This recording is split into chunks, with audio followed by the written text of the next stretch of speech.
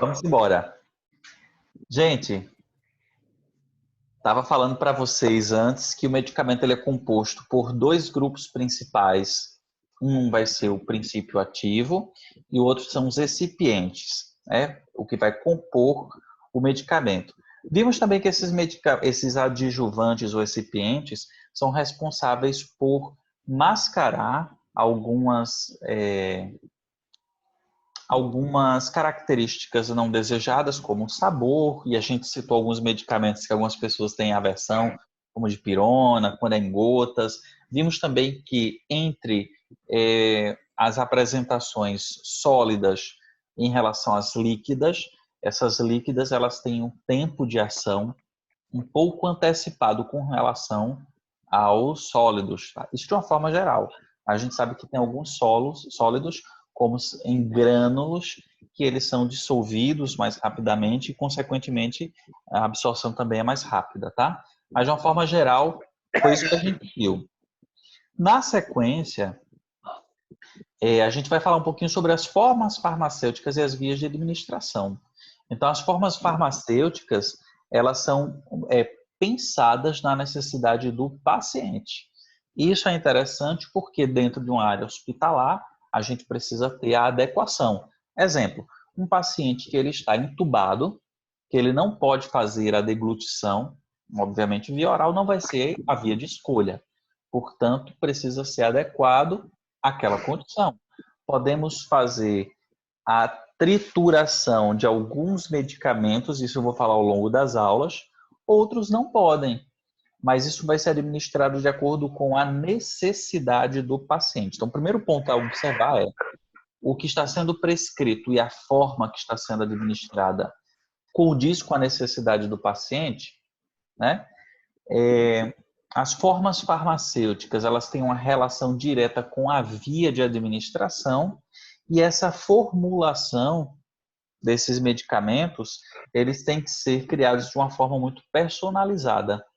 Então, fórmula, ela está relacionada aos componentes. Eu acho que todo mundo aqui já deve ter ido numa farmácia de manipulação, né?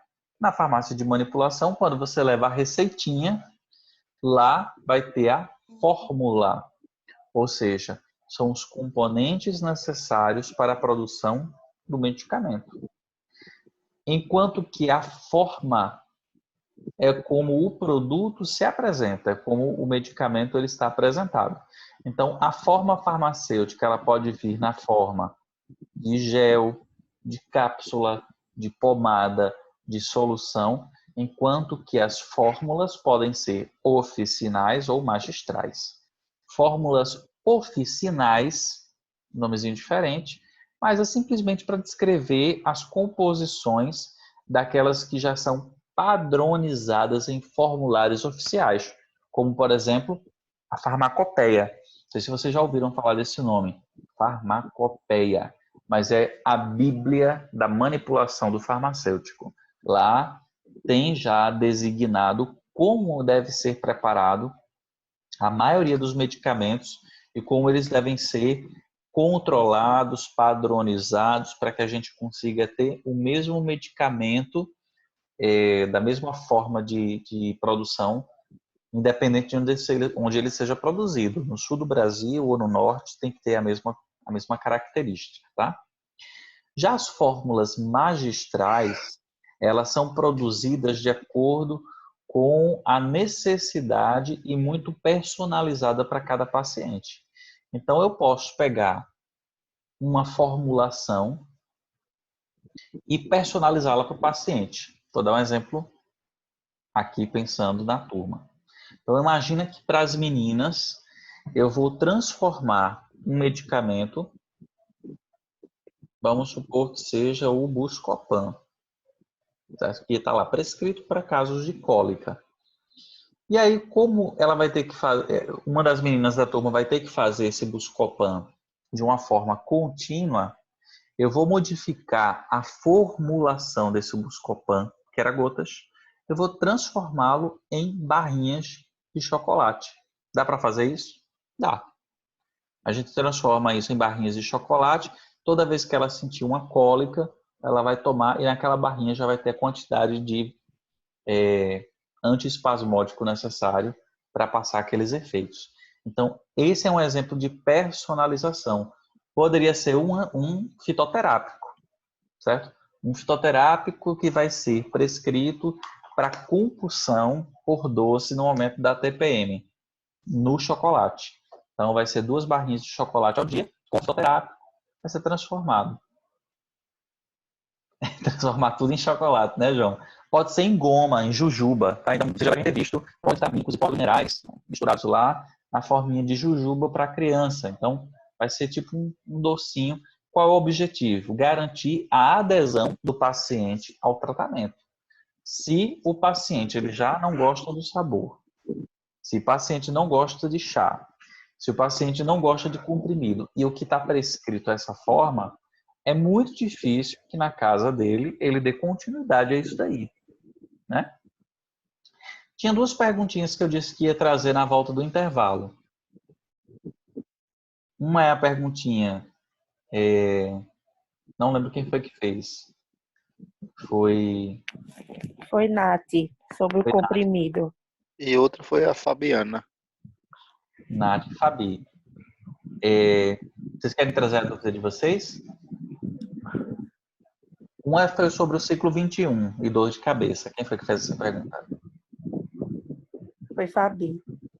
Diz aí, Fabi, qual é a dúvida? Foi assim, professor, eu desenvolvi, durante o período que eu trabalhava à noite, uma cefaleia atencional, certo? Porque quando eu largava do trabalho de manhã, eu ia para a faculdade, então praticamente eu dormia 4 horas por dia. E aí eu estava tendo uma rotina meio que gastante durante a noite. E essa cefaleia atencional, na maioria das vezes, eu tomava dipirona em casa.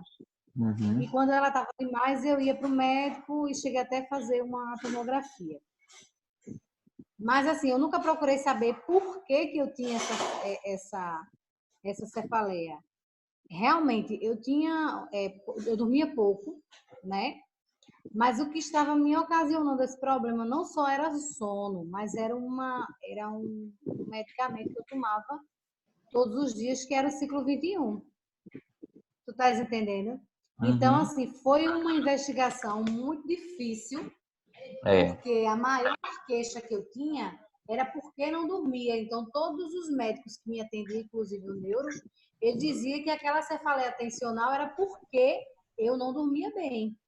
Sim. Tu estás entendendo? Mas que, na realidade, aquela cefaleia, ela vinha daquela medicação tipo, eu já usava ela há quase 10 anos. Estás entendendo? Engraçado, né? Engraçado. E aí, o que aconteceu? Devido a eu estar tomando sempre dipirona. Cheguei a tomar dipirona de 1 grama, viu? O negócio era tão forte. Nossa, eu tomava todos os dias dipirona de 1 grama. E era por minha conta, porque eu não aguentava mais, não. E aí eu desenvolvi essa alergia e hoje não posso mais tomar dipirona porque o rosto, só uma banda do rosto, uma parte do rosto e a boca e os olhos incham e eu fico transformada. E isso, assim, foi difícil para que eu descobrisse que isso era uma alergia e que era dipirona. Porque um dia eu acordei com o rosto inchado, achei que foi porque eu dormi do lado. E depois aí foi, toda vez que eu tomava dipirona acontecia isso. Aí eu descobri que realmente tinha alergia. Uhum. Entendi. Adorei o teu exemplo, viu, Fabi? Eu vou usar o teu exemplo para falar de algo que o técnico de enfermagem está muito ligado à percepção desses sinais e sintomas. Lembre-se que sinais é aquilo que a gente visualiza, que a gente constata no paciente, e sintomas é o que ele percebe de dor, de inchaço, de desconforto, é o sentido do paciente. Então, é muito importante no cuidado ao paciente esse olhar que você, Fabiana, está dizendo que foi difícil. Imagina, você era a dona de todos os sinais e sintomas e ainda assim demorou um tempo até descobrirem o que é que você sentia. Imagine alguém que está internado, totalmente acamado e entregue aos cuidados de outra pessoa. Então, a nossa sensibilidade tem que ser muito maior. O ciclo 21, que é um Um repositor hormonal, né, na verdade é um contraceptivo, ele é uma associação de um progestágeno e um estradiol, derivados, né? E nos efeitos adversos, nas reações adversas esperadas do medicamento, um dos efeitos, por conta dessa variabilidade hormonal, está lá a cefaleia tensional. Então, muito possivelmente, essa tua cefaleia, ela foi muito mais acentuada por uma condição fisiológica sua, que era o quê? A fase psicoemocional do que você estava vivendo. Então, a tua restituição de sono estava muito pouco, que já mexe com o ciclo hormonal do cortisol, que é o hormônio do estresse, né? Muito possivelmente, quando a gente está com sono privado de sono, a nossa fadiga está muito mais acentuada, há uma variação de pressão arterial, há uma variação de todos os parâmetros de homeostase. Junto com o medicamento que já promove isso daí, a cefaleia ela foi assim, literalmente na cabeça, né? Foi muito mais percebida. E a gente perceber essas reações adversas a medicamentos está muito do diálogo com o paciente, de saber uma perguntinha chave que é muito importante a gente fazer: quais são os medicamentos que você já usa todos os dias? Às vezes eles nem dizem por nome de medicamento, mas o senhor toma alguma coisa, o senhor, a senhora, ou você toma alguma coisa habitualmente, ou para corrigir uma dor, ou um contraceptivo, né, um anticoncepcional? Você está dizendo que já usa isso há muito tempo também, né? Esse medicamento. Dava também cefaleia e náuseas, mas uns 6 meses que o organismo se acostumou. Rafael, tem a ver com o método hormonal, certo? Quando a gente fala de contraceptivo, a gente tem justamente essas 3 possibilidades: monofásico, bifásico ou trifásico, que é a proporção desses hormônios que vão trazer mais ou menos efeitos.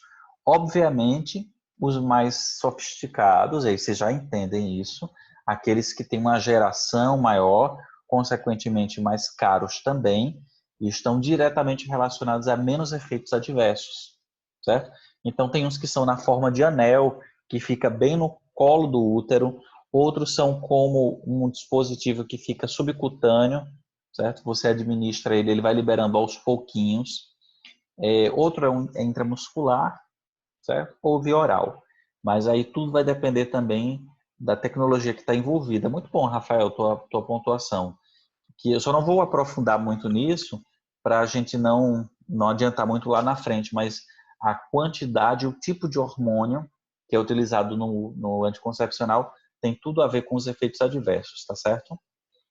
Professor, Oi, Fabi. vale salientar que depois que eu suspendi o anticoncepcional, eu ainda trabalhei acho que uns 20 dias à noite, no mesmo ritmo. E Sim. eu não senti mais. E eu não sinto mais cefaleia, certo? E não sinto dor de cabeça mais, de hipótese nenhuma. Desde que, uns 5 anos já, eu não sinto dor de cabeça. É uma coisa que não existe, dor de cabeça para mim. E que é uma confirmação, Mas, Fabi, assim, de que o que você sentia é diretamente relacionado ao efeito adverso do medicamento. Que é quando você suspende o uso, o sintoma tem que desaparecer, né? Então, é uma das formas da gente confirmar que foi medicamentosa a reação que você teve. E outra coisa, que depois que eu desenvolvi essa alergia, eu fiquei assim, eu não tomo remédio por qualquer coisa. Eu tenho que estar nas últimas para tomar remédio, tu tá entendendo? Sim, Hoje sim. em dia eu tenho que estar com uma dor muito forte. Se eu não recorrer a um chá, eu não recorro à medicação. Se o chá fizer efeito, eu não recorro à medicação, tu tá entendendo? E olha, uma coisa que a gente tem que ter em mente também é que cada medicamento ele vai ter uma consequência no nosso organismo. Não existe um medicamento isento de qualquer reação, tá? Todo medicamento tem. Então, o que você falou é a gente ter o bom senso de saber a hora de fazer a medicação, mas a hora também de não fazer. Tem gente que qualquer dor, qualquer febre ou qualquer reação, tem gente que já prevê, né? Eu estou sentindo que a dor de cabeça vai chegar à noite e já toma para prevenir a dor. Então, é importante que o teu corpo reaja às reações que você sente, que o teu corpo reaja à dor. O nosso corpo produz substâncias analgésicas, anti-inflamatórias. A gente tem que esperar para saber como é que o meu corpo reage, para que a gente também não se dope de tanto medicamento e o nosso metabolismo já seja comprometido por vida, o que a gente não quer, né? Uma coisa que é interessante é que os medicamentos, ele tem nomes comerciais, também conhecido como nome fantasia, tá? É o nome comercial, ou seja, na pesquisa do medicamento, que a gente já viu na aula anterior, que ele gira em torno aí de quanto tempo, gente? Entre a pesquisa e a comercialização do medicamento? Aquelas 20 diferentes anos. fases. 20 Em torno anos. disso, tá? Vai variar, né? Mas é em torno disso. E aí a gente tem nessas formas e fórmulas inovadoras, ou seja, aquilo tudo que é desenvolvido para atender um problema, para resolver um problema, um período de patente que outros laboratórios eles não têm o direito de estar produzindo e utilizando a minha formulação, né? Então eu preciso retirar durante um período proporcional o lucro e o investimento, certo? Então esses medicamentos eles são designados com um nome comercial.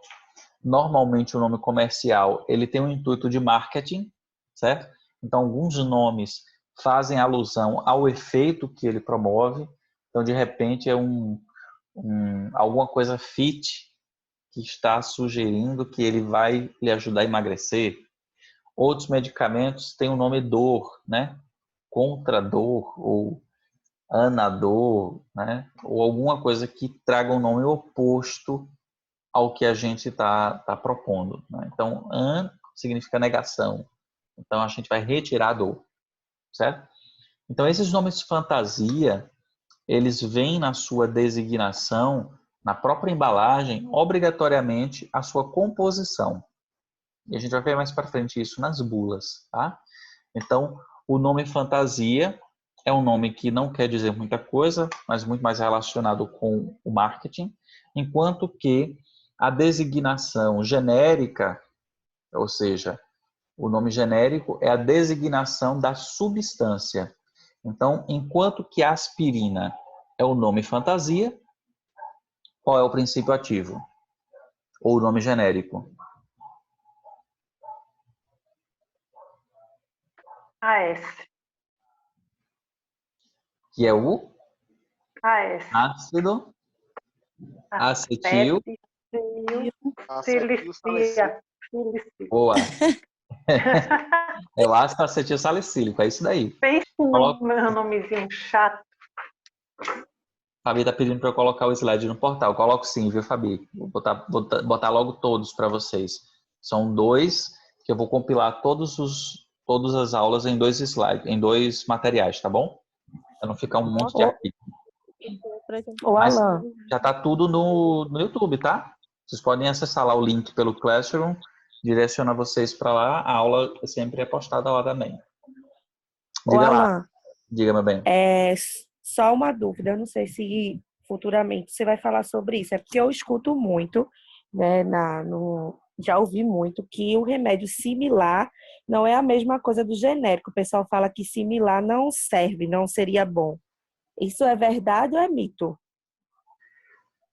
Eu vou colocar um talvez. Aí vocês vão entender quando eu terminar o conceito de tudo. Tá Uma bom. outra dúvida que eu pedi, que foi Fabi que falou a outra dúvida? Não, foi Fabi não, Foi foi Nath. Diga lá, Nath. Qual era a pergunta? Foi sobre as cápsulas, mas eu estava estudando aqui, eu acho que eu já tenho uma resposta. Opa! Foi rápida no gatilho, diga O lá. senhor é que dizer que é o professor aí. Eu acredito mais no senhor do que no Google, viu? Olha, Que responsabilidade, diga lá. as cápsulas, elas são para liberar aos poucos o medicamento. Sim, Aí, elas não devem ser abertas, pois a película que as envolve protege o estômago, permitindo que o principal ativo seja liberado somente no intestino e lento. Aí eu vi também que se morder, tem uns remédios, né, que é de morder, né? Umas tem. cápsulas que são para Mastigável. morder. Não são Pronto, aí cápsulas, são, na verdade, elas são ou drágeis ou comprimidos mastigáveis. pronto. Aí que não podem, assim, no meu ver aqui, elas não podem ser mordidas. Eu acho que é a respeito da cápsula ainda, que elas não podem ser mordidas. Assim, Não, por exemplo, cápsula não. mordidas uma metade, porque Não, pode ficar com menos ativo do que a outra. exatamente. Ao engolir sem mastigar, o medicamento passará a ser aproveitado pelo organismo no intestino. E na Sim, questão dos remédios que são mastigáveis, que vem a recomendação, né, que é para mastigar, aí quando são para mastigar, tem que ser mastigados, porque os efeitos desse remédio começam já sendo na boca, esses mastigáveis. sim, Aí eu entendi. Agora veja, exato. esses AS, eles são recomendados a serem mastigados, é? Não, não. A gente Após vai ver. minha avó, ela queria ser médica, eu acho, porque não conseguiu, aí ela falava tudo errado pra gente. Porque ela dizia assim, olha, mastigue o AS logo, que ele é bem docinho e vai fazer efeito. Pronto. Aí eu mastigava o AS. E as cápsulas, ela abria as cápsulas e colocava. Agora eu vi que é errado, né? Errado, é errado. Ó, todo medicamento, ele foi criado uma tecnologia ao redor dele para que a administração ela seja feita conforme bula. Então, vocês que Sim. são os profissionais, serão os profissionais da administração do medicamento, na dúvida, sempre vai para o documento oficial. O documento oficial do medicamento é a bula.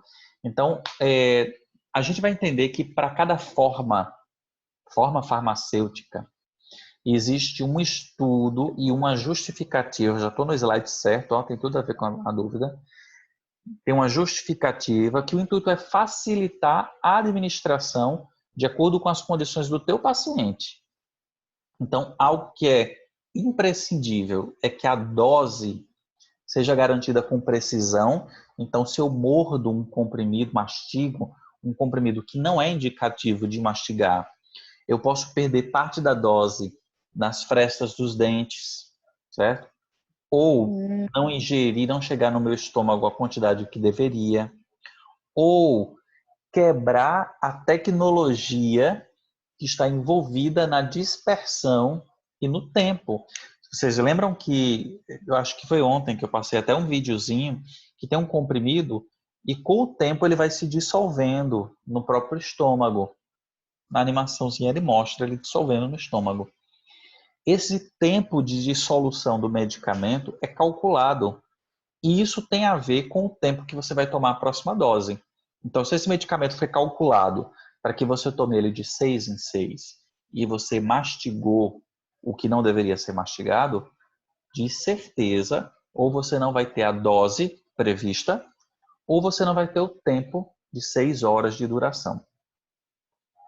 Ou um ou outro, tá? Então, você vai quebrar o tratamento previsto.